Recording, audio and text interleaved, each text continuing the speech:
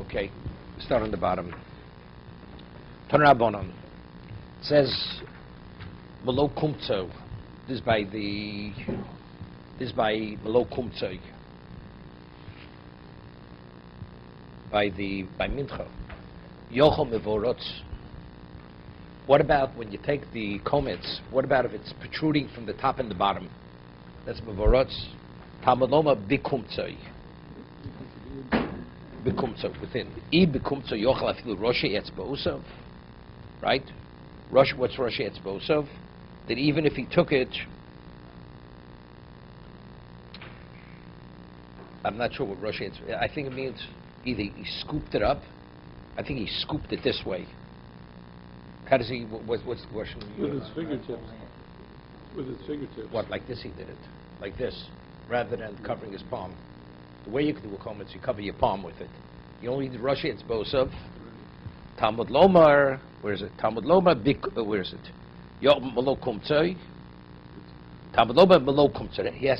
His palm has to be filled with it. So if it's only the fingertips, it's not Malo. It's not full.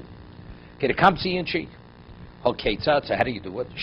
Chofe Sholish B'tzosa pieces Yodo. Takes his fingers, 3 of his fingers, covers his palm, piece of, right? The komates, and then he uses the kmitza. Ube machvas, ube marcheshes. What about these are the types of minchas that are baked? Either it's the deep fry or it's the shallow pan, right? Mochik begodlo milmalo ube tzbo ketano.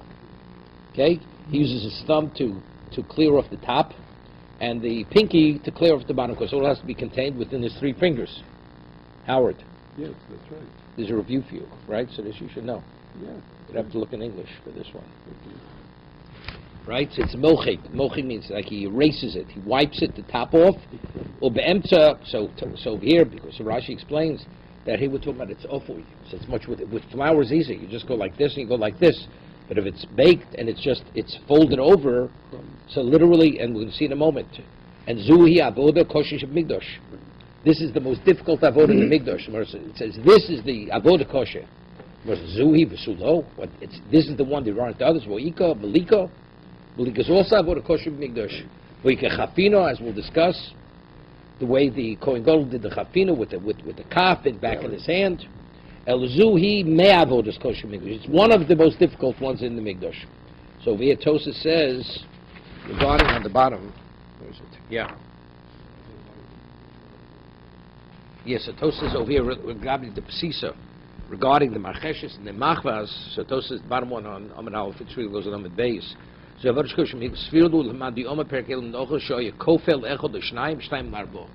take it, it was like a pretzel. You would fold it in half, then fold it in over again. But according to Torah Bishmol, that actually you pulverize it.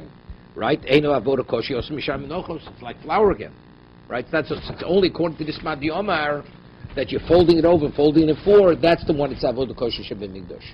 Okay? Further. Rabbi Yochanan. Boy Rabbi Shua ben Uzo. Yeah. Rabbi Yochanan says, Rabbi Shua ben Uzo posed the question. Beina binim or binayim shomoli kum tzamau. What about beina binayim? The Gemara explains what the shaila is. So Rapapa says, if it's within his palm, covering, it's under the fingers, it's not a shaila. Why? Dvari kometsu. That's the komets. Gavoy means inside. The broi loti boiloch. The vadi shirayim. Anything which is outside of his fingers, that's shirayim. Kiti boiloch the beni. What's beni? It means between the fingers. Yeah, between the fingers. My Rabbi Yochanan Hoda Poshta, he resolved it. Hoda Poshta, Rabbi Yeshua Uzo, how do you resolve it? Maybe be Naim suffix, the suffix. Whether it's inside out, so what do you do? Meaning whether it's Shirayim or whether it's Komets. Hechiov, so what does he do? Manavshach. Because if it's, the Gemara is going to say, if it's Komets, you have to sacrifice it, and if it's not Komets, you eat it. Right? So if you can't sacrifice something that must be eaten, and you can't eat something that has to be sacrificed. You take what's under his fingers separately. Tchila, V'hod the beini b'nayim, and then you take what's between his fingers, then you sacrifice. Because if you're going to first sacrifice the beini b'nayim b'reisha, that first, then l'shirayim. Maybe it's shirayim, but l'shirayim chosher be'kmitz l'aktorah. What's the halacha? You take the komets, before you put it on the mizbech to burn it, some of the what's left over becomes less. You can't be makdir the komets. The shirayim has to be fully intact. Mm-hmm. So if you're going to sacrifice the beini b'nayim, since they may be the shirayim, so it comes out you can't be makdir the komets. But my shirayim shechoshe be'kmitz l'aktorah maktir olein is a komets. You can't be makdir the komets any longer. So therefore you can't. First you makdir the komets, then you makdir the what's between his fingers. So we have a new problem. Something, as we'll see in a moment, right, which means something that is meant to be eaten, you're not permitted to put on the fire. So how can you take what's made and be naim and be makdir it afterwards? If actually it's shirayim, you're not permitted to this doraisa.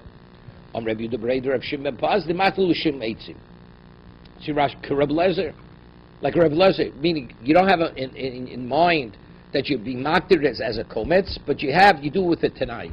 If in fact it's a kometz, let it be a kometz. If not, let it be like just leitzim, to fuel the fire. If it is, do it separately. It's not a problem.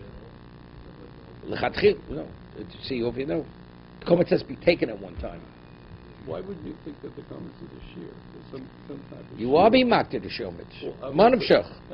We don't know what the shear. We don't know. So that's the question that you're asking. What is there a shear? There is a shear. The kometz is the hand of the person. So, but you're not asking. But if in between the fingers, right?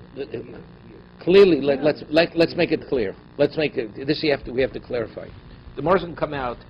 So who do you use? You use a Kohen who has, you take a Kohen who has fat fingers. Right. So his fingers are so pressed together, nothing go between his fingers. Mars is going to discuss this soon. So but no, it comes out like this. Let's say Beina B'Naim is Kovetz. So let's say the Kohen does in a way, his fingers are so pressed together, there's not between his fingers. So it's Choser in the Kometz. So then he's not taking a proper Kometz. Right. Right? If Beina B'Naim is called Kometz, Yes, there is. No. So you have to claim. Then you have to explain it. Monopshach. If Beina B'Naim is called Kometz, so that means you should have Beina B'Naim. Right. And if it's not called Kometz, it's not. So if you he presses his fingers so tightly together, nothing gets in between his fingers. It should be choser. So you see a chiddush here. That's what exactly the point I'm bringing out. That even though if it gets between your fingers called Kometz, but it's still sufficient. That even if it's not, it's just the palm. Right? You see, you could extend the kometz. Bein exposed, definitely not. The tips of your fingers, not. But if the fingers cover the palm, whatever is considered kometz, that's kometz. So you can have a little more kometz, a little less kometz. It's a chiddush. No, even within the same kohen. Not the size of the person's hand. The same kohen. One day it's pressed very tightly. He ate a good breakfast. So he can keep his fingers so tightly pressed, nothing gets between his fingers. Next day he does it, he's tired, gets in between his fingers. Comes out the same coin, it's a little more, a little less. Okay, this is the point I'm making. Tanya, Reb Lezer Omer, it says, L'reach nichoach. When is there initial rights to be makdir, the shirayim? That's what you do with l'reach nichoach. Because what's l'reach nichoach? Only the kometz is l'reach nichoach. Iatom maleh, l'reach nichoach iatom maleh. Avtom maleh shumeitzim. Now take a look at right. Where's Reb Lezer? The Gemara over there speaks. It brings the Gemara in Zvachim. Let's say you have Avery Ola mix up with Avery Chatos.